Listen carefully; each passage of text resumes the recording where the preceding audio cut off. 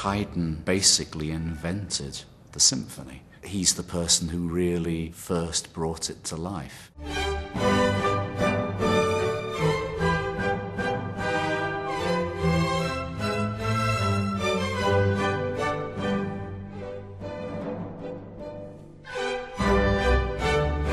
There's an unbelievable intelligence and wit and fun and sudden pathos and sadness underneath it all. It's some of the most complete music that there is. I mean, for me, he's the greatest underrated composer there's ever been.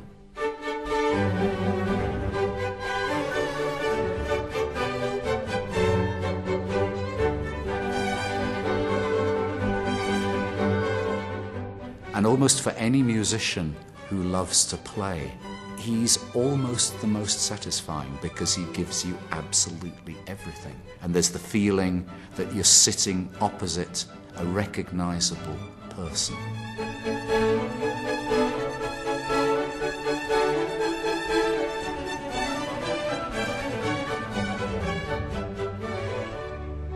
From the time of Haydn, the symphony really grew up because suddenly it was about life and death and important things. It wasn't just a divertimento. And this is really true. The second movement of this symphony is one of his most profoundly moving melodies. And there's the feeling that something strange, some enormous explosion is going on in the distance underneath this. And he does something which had never been done before, which is that actually he reserved the trumpets and the timpani, his big guns, as it were, for a little way into this movement. So they don't play at all in the first movement.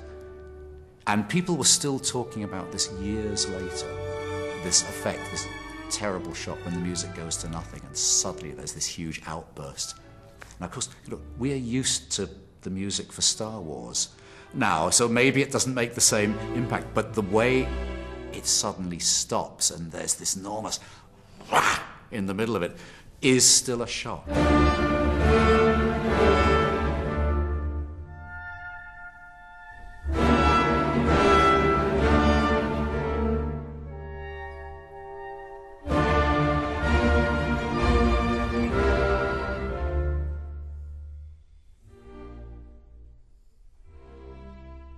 There's a wonderful quote. He said, "Oh, you can tell just from looking at my face that I'm a nice kind of person."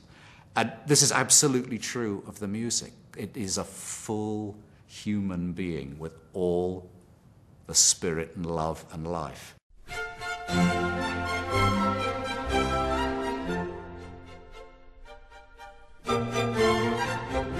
88 and 90 are these very, very big symphonies in every way. And 89 is like something completely different. It's as though it's made out of glass. And although it also has a wonderful joke with the violins playing glissando endlessly, actually the whole thing is of a completely different type of spirit. It's much cooler than the other. And what's very interesting is how happy and interested the orchestra are to make the pieces entirely different and explore them in this way.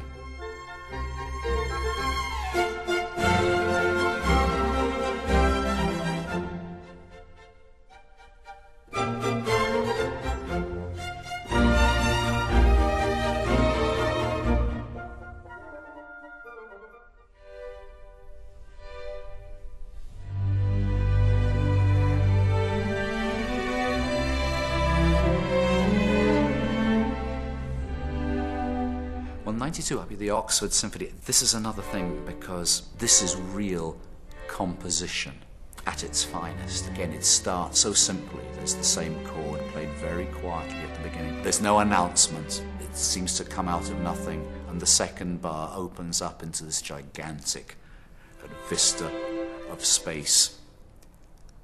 But it's a piece where he's taken very, very little material. It's as though he's decided to take a few words and make as many different sentences as he possibly can. It has a slow movement which seems as though in the middle it's going to prefigure the French Revolution.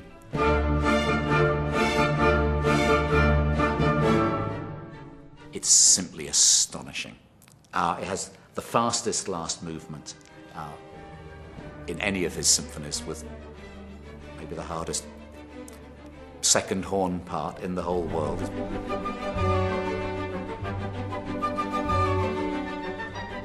In this time where he wrote the 5 symphonies, the Prince of Esterházy died. Now, the Prince of Esterházy had been Haydn's employer for so many years, and so many of his pieces had been written. 6 or 7 symphonies every year, 2 or 3 string quartets every year, at least 1 opera every year.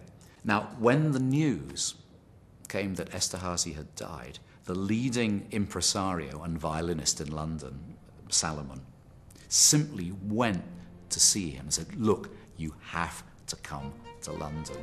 And actually within 7 weeks of Esterházy's death, Haydn was there.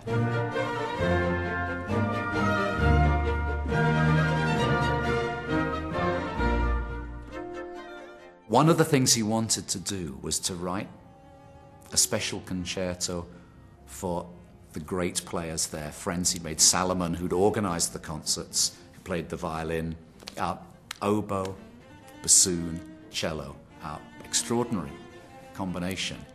And so he would make a kind of quartet concerto, something that really hadn't been done before.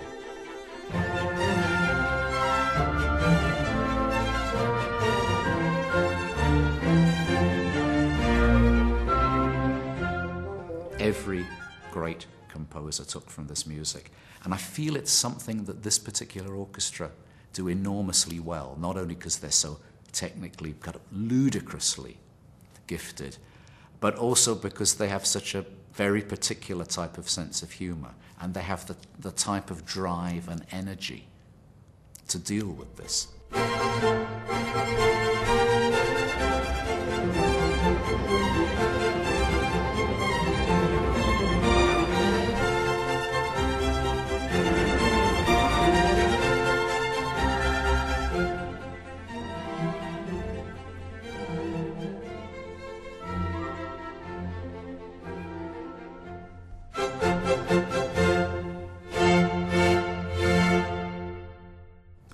As it's clear, I mean, I'm crazy about this music. I'm very, very happy to be able to record it.